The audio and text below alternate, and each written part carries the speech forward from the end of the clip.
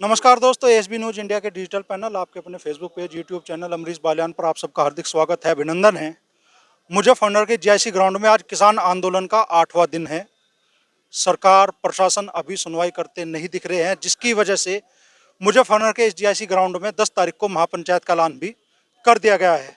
राष्ट्रीय लोकदल के नेता विधायक लगातार यहाँ आते रहे हैं, अपना समर्थन दे रहे हैं और आज इसी कड़ी में यहाँ पहुंचे हैं शामली विधानसभा सीट के विधायक प्रसन्न चौधरी जी। विधायक जी, किस तरीके से किसानों के इस संघर्ष को देखते हैं? किसान हमेशा संघर्ष करता ही है, क्योंकि किसान के साथ जो वर्तमान सरकार है वो जाति कर रही है। उसकी कथनी करनी में फर्क है। वो कहते कुछ हैं, करते कुछ हैं। 13 महीने तक पिछले साल दिल्ली में किसान आंदोलन था और किसान ने अपने बलबूते पर, अपनी ताकत से, भले ही वहाँ 700 लोगों का शहीद हुए, 700 लोगों की शहादत हुई, लेकिन अपनी मांगे मनवाने का कार्य किया। उसके बाद कुछ तय सरकार ने किया था। सरकार ने यह तय किया था कि भाई जो 700 लोग यहाँ शहादत में गए हैं, इन्हें कम से कम शहीद का दर्जा मिले। मांग करी थी किसान यूनियन ने। दूसरा, एमएसपी हमें दी जा। तीसरा, जो भाव किसान की फसलों का घोषित होता है वो स्वामीनाथन आयोग की जो रिपोर्ट है उसका C+ फार्मूले पर आधारित, उस पर हमें मिलनी चाहिए। इस सरकार की कथनी करने में फर्क है। इन्होंने कहा था कि जो स्वामीनाथन आयोग की रिपोर्ट है C+ फार्मूले पे, उसकी लागत का 1.5 गुना हम आपको देंगे। अब मैं आपको एक छोटी सी बात बताता हूँ। यदि आप 1 बीघा गन्ना बोते हैं, उसमें 13,000, 14,000, 15,000 रुपये का खर्चा आता है।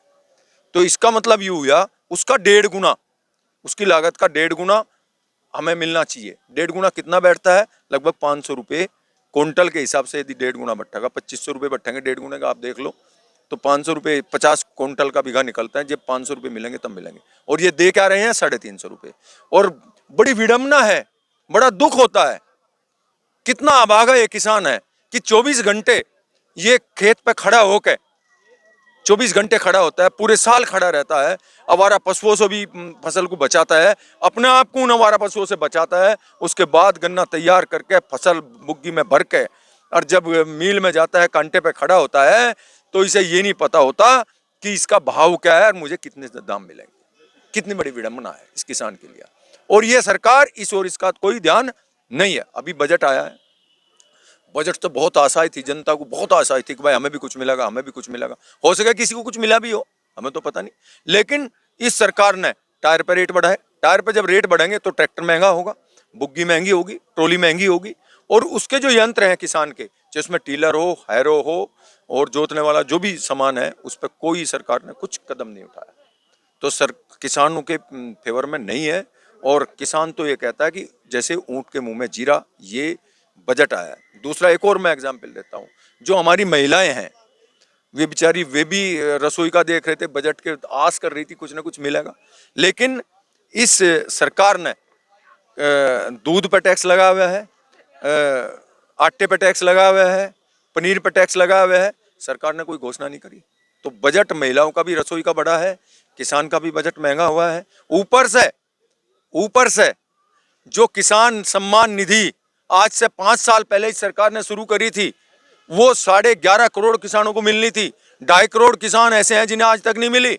महंगाई कितनी बढ़ गई, पेट्रोल डीजल पर रेट कितने बढ़ गए, खर्चा कितना बढ़ गया।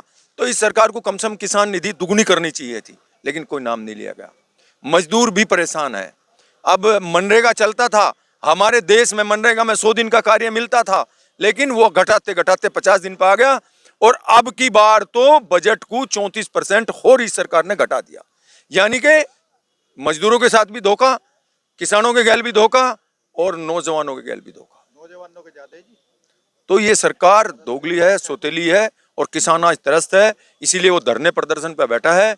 अब मैं तो आदरणीय राकेश टिकैत जी का और नरेश टिकैत जी का धन्यवाद करता हूं कि जब भी किसान की गैल कोई मुसीबत होती है, वे हमेशा उस मुसीबत का सामना करने के लिए स्वर्गीय चौधरी चरण सिंह जी और स्वर्गीय चौधरी महेंद्र सिंह टिकैत जी को याद करके, उनके चरणों पर चल करके धरना प्रदर्शन करते हैं।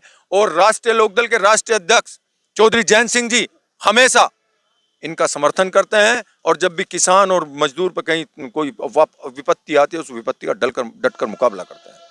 ऐसे हालात शायद किसान के सामने कभी नहीं हो गए और इतनी बड़ी घोषणा शायद भारतीय किसान यूनियन के नेताओं द्वारा भी कभी नहीं की होगी कि चौधरी नरेश टिकैत को ये ऐलान करना पड़ा कि अगर 10 फरवरी तक बुढ़ाना शुगर मिल ने भुगतान ना किया तो मिल के गेट पे आत्महत्या कर लेंगे। बहुत बड़ी दुख की बात है, बहुत बड़े दुख की बात है। खैर, ऐसा तो संभव नहीं होगा।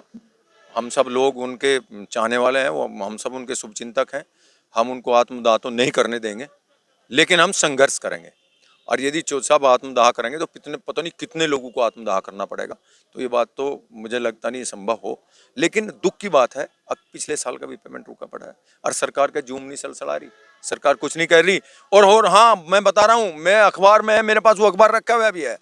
जब सीजन नया पेराई सत्र चालू होने वाला था, उससे 15 दिन पहले आदरणीय मुख्यमंत्री जी घोषणा करते हैं कि सभी मिल मालिकों को सत्र शुरू होने से पहले पेमेंट करना पड़ेगा, नहीं तो इनकी जेल होगी। अब एक को भी जेल क्यों नहीं हुई? आदरणीय मुख्यमंत्री जी से हम पूछ रहे हैं, आपके चैनल के माध्यम से पूछ रहे हैं, जेल क्यों नहीं हुई? जेल होनी चाहिए, क्यों नहीं कर रहे पेमेंट? 4 महीने हो गए, इस सत्र का नहीं हुआ और पिछले का नहीं हुआ। तो आदरणीय नरेश टिकैत जी की क्या गलती है? दुख में क्या नहीं कह सकते, पीड़ा है उनकी है, उनकी तो ये पीड़ा है। और उन्होंने तो कह दिया, ये कहने का मतलब है आत्मदाह तो हो गया, और उसके बावजूद भी सरकार की नींव नहीं हिल रही। कितनी बड़ी दुख की बात है। अब देखना 10 तारीख में आप पार भीड़ होगी। विधानसभा चुनाव में खासतौर पे वेस्ट यूपी में किसान आंदोलन का बड़ा असर देखने के लिए मिला। शामली जिले की तीनों सीटें गठबंधन के पास गई, मुजफ्फरनगर की भी आज 6 में से 5 सीटें गठबंधन के पास में हैं। और यूनियन के नेताओं का ये आरोप है कि उनके खिलाफ गलत तरीके से मुकदमे दर्ज किए जा रहे हैं, उत्पीड़न की कार्रवाई की जा रही है। तो क्या गठबंधन के एक तरह से चूंकि किसानों ने समर्थन किया और किसानों के दर्द को किसान संगठनों ने आवाज दी, भारतीय किसान यूनियन ने आवाज दी, तो क्या इस वजह से उनके खिलाफ इस तरह की कार्रवाई हो रही है? ये सौतेला व्यवहार सरकार करती है, इसका व्यवहार हमेशा सौतेला होता है, बिल्कुल करा है। लेकिन जो विधायक हैं, चाहे उसमें मैं भी हूँ, चाहे कोई भी है, हम इस किसानों की लड़ाई को सड़क से लेकर और सदन तक लड़ने का कार्य करेंगे। हर मोर्चे पर इस बात को उठाएंगे। राष्ट्रीय लोकदल किसानों के इस दर्द को कैसा आवाज दे रहा है? नहीं, जैसी किसान का दर्द है, राष्ट्रीय लोकदल इस दर्द को महसूस करता है, तभी तो हम लोगों को यहाँ भेजा गया है। अभी तक जो आप लड़ाई लड़ रहे हैं, मुख्यमंत्री जी को आप खत भेज रहे हैं, आपने किसान संदेश अभियान चलाया, क्या उतना पर्याप्त है या अब मजबूरी है राष्ट्रीय लोकदल की भी सड़क पे आकर किसान की लड़ाई लड़ना? नहीं, सड़क भाई आपके माध्यम से सबको नमस्ते। मजबूरी आ ही रही है, और मजबूरी का ही कारण है कि इस किसान को धरने पे बैठना पड़ रहा है। और घोषणा करी है, आदरणीय चौधरी जैन सिंह जी का संदेश भी है और उनके नेतृत्व में घोषणा हुई है। 7 फरवरी को हर जिला मुख्यालय पर जिला अधिकारी को घेर करके आंदोलन करने का कार्य राष्ट्रीय लोकदल के कार्यकर्ता सभी किसान करेंगे। और यदि सरकार नहीं मानती तो 27 फरवरी को फिर कमिश्नरी पर घेराव किया जाएगा। उसके बावजूद भी यदि ये सरकार नहीं मानती, किसान की बात नहीं सुनती, जैसे हमें लग रहा है कि सरकार गूंगी है, तो आदरणीय चौधरी जैन सिंह जी के नेतृत्व में विधानसभा का घेराव भी किया जाएगा मार्च में। अच्छा, 10 तारीख को जो यहाँ महापंचायत है, आज समाजवादी पार्टी के राष्ट्रीय महासचिव पूर्व सांसद हरेंद्र मलिक भी यहाँ आए, उन्होंने ऐलान किया है कि उनका पूरी तरीके से समर्थन रहेगा और सहभागिता रहेगी 10 तारीख की महापंचायत में। राष्ट्रीय लोकदल की भूमिका क्या रहेगी? नहीं, राष्ट्रीय लोकदल का पूरा समर्थन रहेगा। आज हम भी इसीलिए आए हैं, राष्ट्रीय लोकदल का पूरा समर्थन रहेगा उनके साथ। तो ये थे शामली के विधायक प्रसन्न चौधरी, जिनका कहना है कि राष्ट्रीय लोकदल किसानों की इस लड़ाई को मजबूती के साथ लड़ रहा है और सड़क से संसद तक, विधानसभा तक अब किसानों की गूंज सुनाई देगी।